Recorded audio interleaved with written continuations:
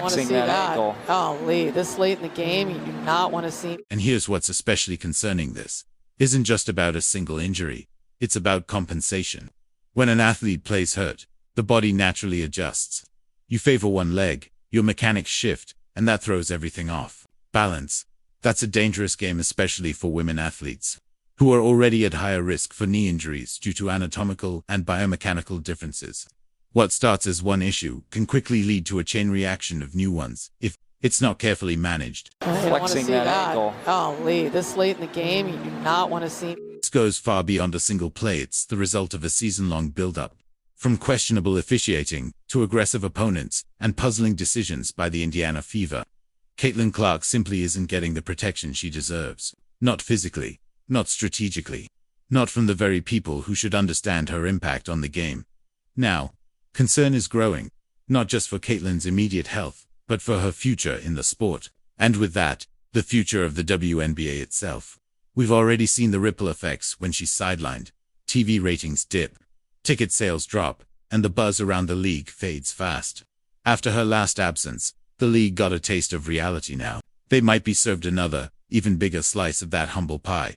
So what exactly happened? Why are fans pointing fingers at head coach Stephanie White? And how did a series of missteps lead to what could become one of the biggest missed opportunities in sports history? Before we dive in, show your support, like this video, and drop a heart in the comments to wish Caitlin a speedy and full recovery. Boston hands it off as Clark's back in. She goes down. And mid-court and flexing that ankle. Oh, Lee, this late in the game, you do not want to see. This was the play against the Storm where Caitlin Clark appeared to aggravate her groin injury. And now, she's officially sidelined for an indefinite period. Head coach Stephanie White described her status as day-to-day, but the uncertainty has fans deeply concerned. With Caitlin, when did you guys find out about this groin injury, and how much of an absence do you expect from her beyond today? Yeah, late last night. I think it's very much a day-to-day thing, how she responds to treatment. The fans have heard that line before and they're not buying it. Day-to-day has become all too familiar. And with Clark's growing list of injuries, it's starting to feel less like caution and more like a cover for deeper issues. How is she doing? Is there any timeline for her return? Yeah, she's doing well. She's doing well. Again, no timeline. I think it's day to day, and for us to just make sure that we're continuing to be supportive of DB. Now that it's clear Dana wasn't truly day to day, she had actually requested to sit out while the team quietly explored trade options. Fans are no longer buying Stephanie White's press conference explanations. Trust is fading fast. And it feels like this situation is headed in one of two directions. Like, it's one of two things. It's either it's groin tightness and she'll be back for the Commissioner's Cup game. She's probably going to miss these next two games. Or it's a groin strain. She's out for the All-Star game. Like, it's one of those two, and there's no in between. And there's growing reason to believe that if this is a minor injury, Caitlin Clark should take an extended break. Not because fans are asking for it, but because the pattern is becoming impossible to ignore. These injuries are clearly connected, and it's obvious that nothing is truly being given the time to heal properly. But I think we're getting into territory now where it is not, I don't think it's a good idea to just chance it. I don't think it's a good idea to put pressure on yourself to perform when obviously these are all left leg. These are all in the same leg area. So there's definitely something going on around there. Beyond all that, many fans believe this isn't just about Caitlin getting hurt on one random play. The growing theory is that she's been playing through an existing injury, possibly for days, maybe even weeks, and the game against the Storm just made it worse. And honestly, there are some convincing reasons people are starting to believe that. First, the stats. Since that rough matchup against Connecticut, where she took a beating, Caitlin just hasn't looked right. Not just way off, especially from beyond the arc. Over the last few games, she's gone 1-for-23 from three-point range. For a player known for hitting logo threes, that's not just a slump, it's a red flag. But that's not all, there's more. So if you guys did not see, in this game right here, against the New York Liberty, she's doesn't have anything strapped up, and people are saying her quad was strapped up against Connecticut Sun. That is a very high strapping up for a quad. And this is exactly where fans are starting to lose patience with the Fever, and especially with Stephanie White. Because if Caitlin really has been playing through an injury all this time, it points to one glaring issue. She was brought back too soon. You guys rushed her back. And within rushing her back, she re-injured that same quad. and then you rushed her back again.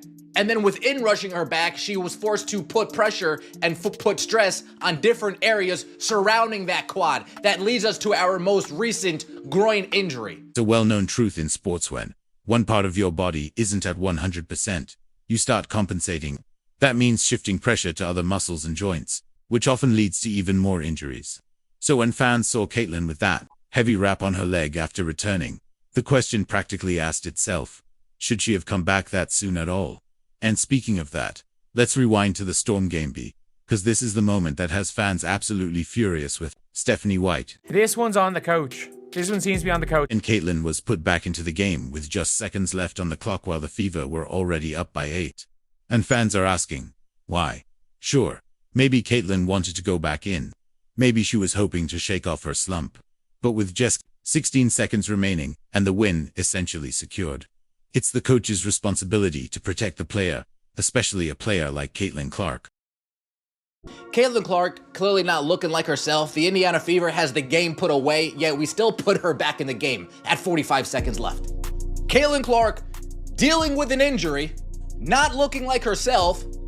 The game is already out of hand, yet we still put her back in with 45 seconds left. How much patience do I need to have before I can start going nuclear? Because I am getting very frustrated with what I am seeing. Add to that the fact that Caitlin has clearly been playing through pain, her leg visibly taped up for multiple games in a row, and the scrutiny on Stephanie White's decision-making only intensifies.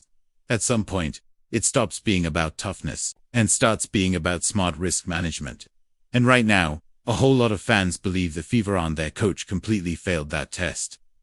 I just wonder if she's playing through a little more pain than she should. I mean, look what happened to Tyrese Halliburton in the NBA Finals game when he tore his Achilles heel. He had also mentioned having some pain there, and this was like the pinnacle of his career. So he attempted to play through that, and at the very end, he went down. This is where fans are growing genuinely concerned, because it's becoming more and more obvious that Caitlin Clark isn't being managed the way she should be. She's fiercely competitive. She wants to play. She wants to lift her team. And she knows the spotlight isn't just on her. In Indiana, it's on her across the entire WNBA. She's carrying that weight, even if she doesn't say it out loud. But that's exactly the issue. When you have a player who pushes through pain, who refuses to sit, who feels responsible for both her team and the league, you need a system in place to protect her from herself. Because if she keeps playing through injury, if she keeps sacrificing her body without the right safeguards, it won't just cost her a game or two. There's something going on. Is it the nagging quad injury? But it's something to do with the lower half of her body. It is a groin injury. Now we've got an idea of why she's struggling from long range, where it requires, some real push on three-point shots, especially the kind that she takes.